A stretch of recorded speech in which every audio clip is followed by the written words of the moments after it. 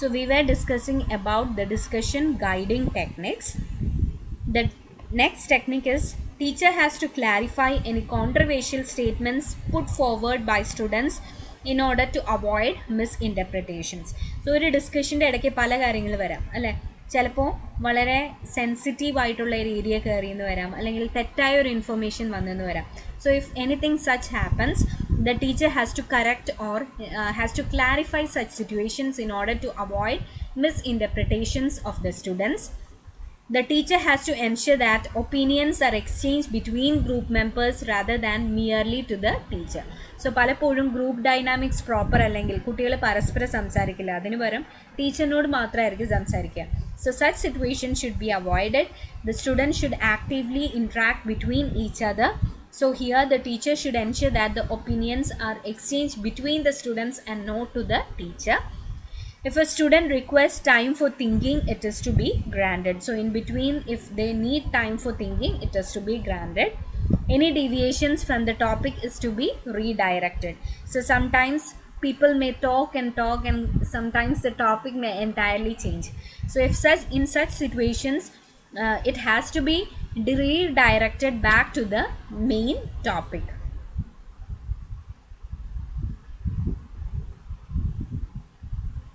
If subgroups are involved, the group leader has to summarize the viewpoints of the group. So if within a group there are subgroups, they should discuss among the subgroup, and finally it is the group leader who has to conclude or summarize the entire discussion within the group.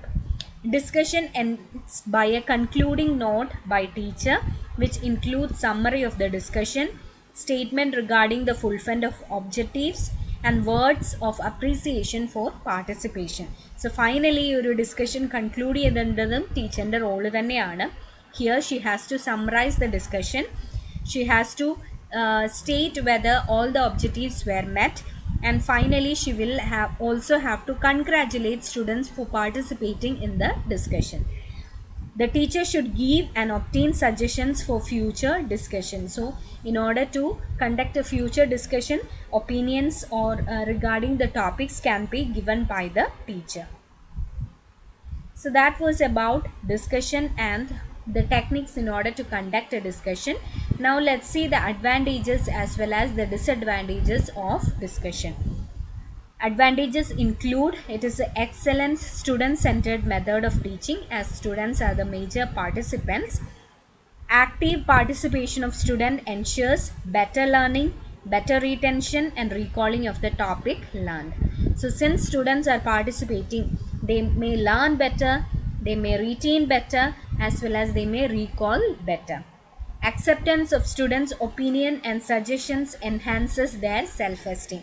So ഒരാൾ സംസാരിക്കുമ്പോൾ ആളുടെ opinion ശരിയാണ് എന്ന് പറയുമ്പോൾ നമ്മൾക്ക് തന്നെ ഒരു സന്തോഷം തോന്നും അല്ലേ.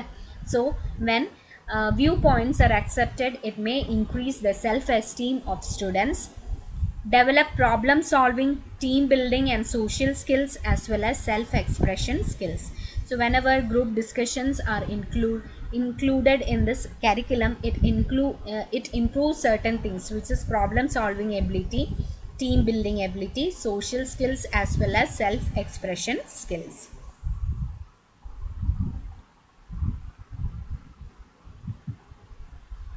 Coming to the disadvantages, it is very time consuming. നമ്മൾക്കറിയാം ഒരു ടോപ്പിക് 5 മിനിറ്റ് കൊണ്ട് തീരേണ്ടതാണെങ്കിൽ sometimes it may take 1 hour. So it is very time consuming. Success of discussion depends entirely on the participations of the students. If students are not well prepared, the objectives will not be met. So ഒരു ടോപ്പിക്കിനെ കുറിച്ച് വേഗമായിട്ട് സംസാരിക്കുകയാണെങ്കിൽ the objectives will not be met. So if students are to be prepared well, if they are not prepared, the entire discussion would be a waste. Ill-prepared discussion achieves nothing rather than meaningless verbal exchanges. കുറേ അങ്ങോട്ട് ഇങ്ങോട്ട് സംസാരിക്കുകയല്ലാതെ ഈ ഒരു ഡിസ്കഷനിൽ കൂടെ യാതൊരു കാര്യവും meet ചെയ്യില്ല. If discussions are not properly controlled, the discussion may be limited to few over-talkies, while many of the students may remain passive.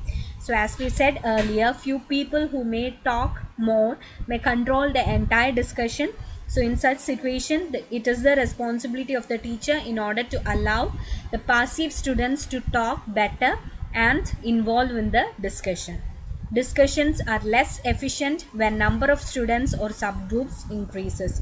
So in a large group discussions are not that effective, and it may end up in vague ideas. So such situation should be avoided. It is very helpful only in small groups. So these are the disadvantages of discussion. Hope you are clear with what is a group discussion, the different types, the different techniques, advantages and disadvantages. For further reading, please refer KP Neeraja as well as Shankara Narayanan. If there are any doubts, please feel free to call me. We'll see in the next class with a new topic. Till then, bye.